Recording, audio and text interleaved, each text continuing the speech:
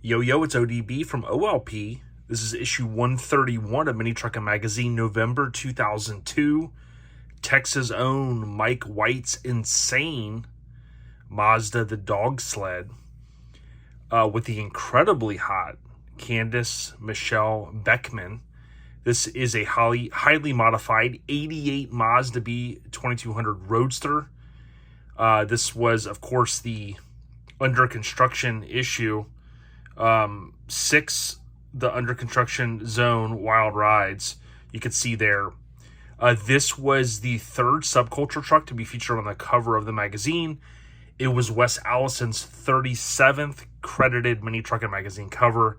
If you stick with me to the end, I'll talk about how many trucks, including this one, have had Billet Specialty wheels so far to this point. It might blow your mind. So again, you see pretty cool stuff here. You got the, kind of the under construction colors. You have the Roadster Mazda. Of course, they're promoting their website here. You have the hot model, as I mentioned, and suicide solutions and more. So they do, as you can imagine, under construction issue. They're going to talk about some highly modified body mods, so to speak. One thing that sticks out on this truck, one of the few things, many things, is the front end, which was crazy. But again, for Wes Allison to shoot this and it to be a Texas truck, you'd imagine this would have presumably came to California at some point. So let's jump in. There's a lot to talk about with this one. Out of the gate, what we see is the Alter Images ad kind of shrinks down to 1 page. You can imagine it had to have been costly to continue to have 2 pages there. We can see the rear 3/4 shot of Mike's Mazda. And you can see there photo credits for our fireworks session turned cover shoot go to Wes Allison. Pretty cool stuff there. Again, highly modified, right-hand drive. You've got the fins, which were, a popular thing, of course, in the 50s, leading into the 60s. The rear trunk type space, the roll pan. I mean, so much to talk about. You also have a preview, of course, here, shaved and laid. Local minis down south. We were at the show when that was shot on page 86. And you've got some other stuff going on here. Lots of shows. But, kind of crazy to think we're almost rounding out 2002, which was 20 years ago. Just over 20 years ago. Lance talks about why I want to be a mini trucker. So his normal editorial there. Signature added. You've got the 2004 Envoy. They talk about it in MT News. These things were crazy when they came out. And then they kind of came out with this. I guess they mentioned the Avalanche in here. But do you guys remember when these came out? And I remember they kept marketing this thing like, hey, if you had to go to the store and get a tree, you could do it because the roof, right? And, 20 years later, I kind of think, hey, it's kind of cool, whatever. But I thought to myself, like, who would do this? But a lot of people that don't have a truck or just have like 2 sedans or a small SUV, it's crazy the stuff in the Tampa Bay area that I see people trying to put on the roof of their car or bringing home with the trunk open. So something like that, I guess, technically in a lot of households, not ours here, would apply. But it's just crazy. We're truck people, so we got trucks, right? We throw our stuff in there. Anyways, Brad Etheridge shaved and laid. So we saw a preview of this one in the TOC. Pretty cool. Always love these trucks with the shaved taillights. That body line just boom right there. You got the Frenched in license plate, roll pan, everything kind of cut out. A little bit crazy mod there with the taillights. Real nice truck to be featured. Super clean tweed interior. Awesome stuff. And you can see, you talk about clean interior, insanely clean. Different dash, so dash swap, I think. And just looking awesome. Tweed for days. This one is kind of cool here. Something a little bit more rare. MIC. There's an ad, not for parts so much as them expanding into clothing. We've had Rob Maggi on. Shout out to Rob. And we see this is the cover truck that became the Hopper. which is crazy to kind of think. You have the DVD. I have that one. You have the VHS. And just in this era, stuff was really, popping off. A lot of hip-hop artists were selling stuff similar to this. Wu-Tang had Wu-Wear going on. And Rob, being kind of the visionary, had MIC, Master Image Customs clothing going on. Mini Truck Heaven. So for some of the newer guys out there, you may not recall ever hearing of this company. Can anyone chime in? Have you ever been there? Is it still open? Whatever happened to it. But this was the California Mini-Truck Dismantlers. And there's the old billboard.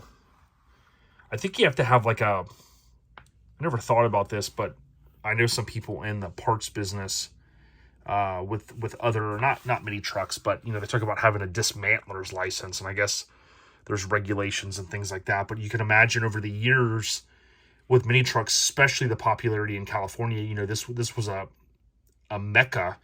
And I'm kind of curious because I think this place is sometimes forgotten. I wonder, is it still open? Look at all the beds. Beds for days. But let me know what you guys think. I'm sure if it's still open or there's people that own, any little bit of these parts. Speaking of that, if you have a Mazda or a Datsun, hit up Jeff, Geoff, not J, but G. Jeff from Mini Garage. If you hit me up, I can give you a direct link to the eBay store. When we had him on the podcast last time, I also put the link in the description notes. But Jeff from Mini Garage sells a lot of Mazda and some Datsun parts. I hear you have Showfest 02. We were there. It was awesome. I remember seeing this S10. Jimmy has the hard body there. And the famous Toyota from Jamie. So there you go. You can see the Subculture logo right here on the Nissan. The Unibagger with the one bag in the rear. Again, you would have got a lot of show coverage here. A lot of color. Here's the homie Tom. Shout out to Tom down south. Just finished a F100 unibody. Full chassis. Paul Davis, a.k.a. PD. Recently had him on. Talking about ballistic. Here is the Bruce's Isuzu that we just covered. That was on the cover. The famous Toyota that was everywhere. And Kevin's 720. So, good times. Lots of cool stuff. Here was the famous Ranger. Wicked Customs. This was Eli's Mazda. For those that don't know, this Mazda did eventually burn down. The feature is still online if you ever are curious about that Eli Griffin Mazda. There's one dead link on the old site, but there is a link that talks about that truck. Of course, it is not the same one that he owns today, but definitely a lot of history there with Eli and those guys and his brother Justin.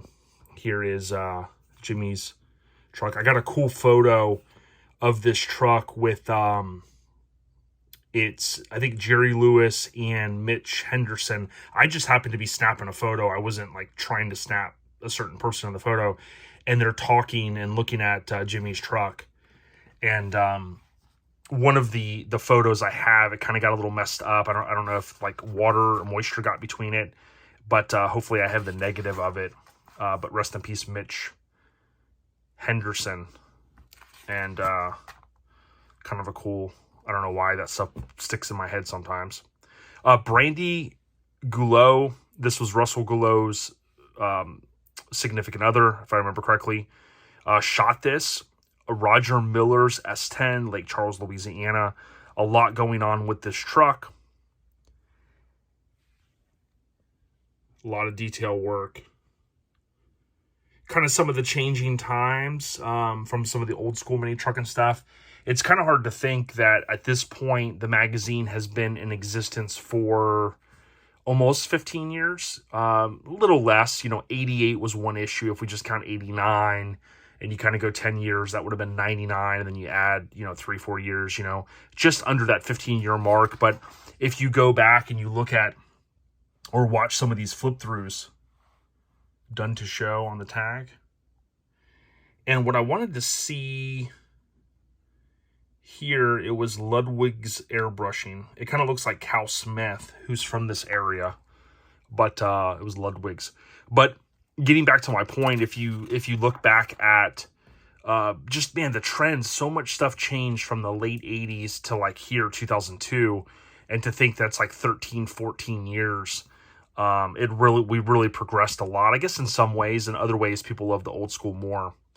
Here is Truly Custom Taillights, so tech article, and again, heavy on the body mods. You can see black and white, technically still showstopper. Devious Custom, shout out to Jeff and Grant Customs, of course. Jeff's still out there doing the damn thing. I think technically his company started on April 1st of like 2000. And I remember that because the company I worked for a long time was very similar date, which is ironic because it's April 1st, which is April Fool's Day. Again, kind of highlighting some of the merch that was available prior. A lot of us think of the original logo as more of the old school type stuff, but this logo was super popular. And I think it was good to kind of change it. I think now we all love the original logo, but if you think back to just kind of the progression with things, as I was saying, things kind of progressed over time. Mini-Truck Market. Here you've got MIC, Master Image Customs. They did a really good job. One of those early innovators of offering kind of kits like you see there, kind of all you need. And then here's the ad that we recently saw, Airlift Company. Still doing the damn thing. Now, with some of these issues, I do have multiple issues, and this technically was someone else's issue, which all of his were pretty much in flawless condition. You can see this did pull out, and the reason why I say that is sometimes the way these staples were, they would almost like fall out if you looked at them enough. But fear not, the content's here. That's what we need. The Dawgsled Mush Baby Mush. And again, Mike White, insane 88 Mazda. We can see here 88 Mazda B2000. I think I said 2200 at the front, but 2000. Regardless, this thing's highly modified, so it's really not anything like what it used to be. Kind of a slab side almost with that one minor body line. Totally insane. Did you guys ever see this truck at a show? Do you remember it? Whatever happened to it? I don't want to assume. I love the layout with all of the white and the beautiful model. Just to me, the Candice Michelle Beckman, just with the colors of the bikini, and then of course the real basic kind of logo at the top, but with the colors and stuff, perfect. You can see Wes Allison, Lance wrote it. And you can see here, this thing is just insane. You talk about, cab, forward, just, dude, with the whole windshield and everything. Really, really, really was a perfect truck for this themed issue. You can see here the 4 seats. Kind of that crew cut type feel in a mini truck. You can see, and then just what a crazy write-up. This is a cool interview. I didn't mention this is like an interview style, which we've been accustomed to seeing. We could see here, if we look at some of that, soon was the projected date and whatnot. Yeah, a lot going on there. Pretty cool truck. I dig it. What do you guys think? Godfather Customs presents Spring Jam 2002. And this is Kent Ladner's S10. Would be featured, I think, in Mini-Truckin', and then on the cover of Street Trucks, which was awesome. Extensive Metalworks built. Still, to this day, friends with Kent. Good dude. Built a lot of cool stuff over the years. But in this era, His truck was at shows pretty much everywhere. The Dodge Dakota crew cab. There's that Toyota again that I said's lived on for a long time.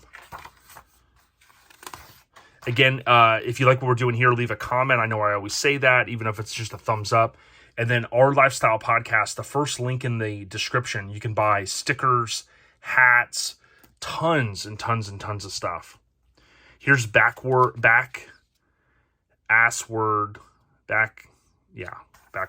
Entry. Pretty cool. Suicide Doors. Cool cars. This is a company that sold parts. I think we saw that stuff before. I think they would end up using Sean Carlson's 4Runner, I think, in some of their ads, or one of their ads. The Ninth Annual Slammin Jammin. Did you guys ever make it to the show? Some of these trucks are still around. I remember Brant was storing this one for a little bit at his shop up at Graphic Disorder. And this was Severed, Tennessee, I think. Photography was Joe Greaves, the OG, still out there doing it. And pretty cool trucks. That Tacoma was always awesome right here. We could see the S10. I recently posted the Blazer from Custom Works, May 99 cover. That famous Ranger. And then there's the S10 that's still around as well. I think it was a 98, 99. Featured in Street Trucks. Breathe In, Breathe Out. So a tech article. You got Riding Around, more ads. Cursed Toy. That's always unfortunate to see. So because the cover mentioned multiple under construction, to tie into that themed issue, you have Eddie Boyles' 86 Mazda B2000 or B2200, Daniel Scarr's 93 Ford Ranger. Those are black and white features, but there's more. Jonathan Cobb, his 86 Isuzu Pup. There's more. You got Ryan Gibson. This truck, you can see it's in color, which I think was fitting. This truck goes on to grace the cover. This would have been shot, I believe, at Showfest 2002, which we saw in this issue. I remember some of the buildings there, kind of the grass and stuff, so I assume that it was shot there, and we saw this truck there. It was awesome, even under construction. Loved how they put the gas filler there, you know, the rear shaved, the painted dash. I think this truck is still around. Now, I believe I posted it a few years back, and I believe he's in West Virginia or somewhere more East Coast now. I think he still owns the truck. Someone tagged him. But this truck will go on. We'll see it again. And when it's finished, it's got to be not the first, but one of the first few Frontiers that really gets done. And it looks awesome. You know, again, not the first. I'm not saying it's the first, but that was Severed, Texas at the time. And then Frank, talking about Severed, you got Frank. And Frank is a longtime mini trucker. You can see here, he's friends with the guys at Extensive. And he thanks them. This thing was super clean. The cool thing about it is it's black. It's, you know, it's before guys were really doing a lot of flat colors.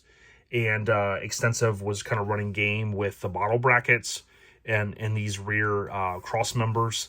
So that's kind of cool. Not a lot of trucks had the white wall tires at that point with the smoothie deals. Again, not talking, you know, trucks in general, but kind of mini trucks, if you will. This style is obviously ultra popular now, whether you're talking Lincolns or, you know, pretty much anything.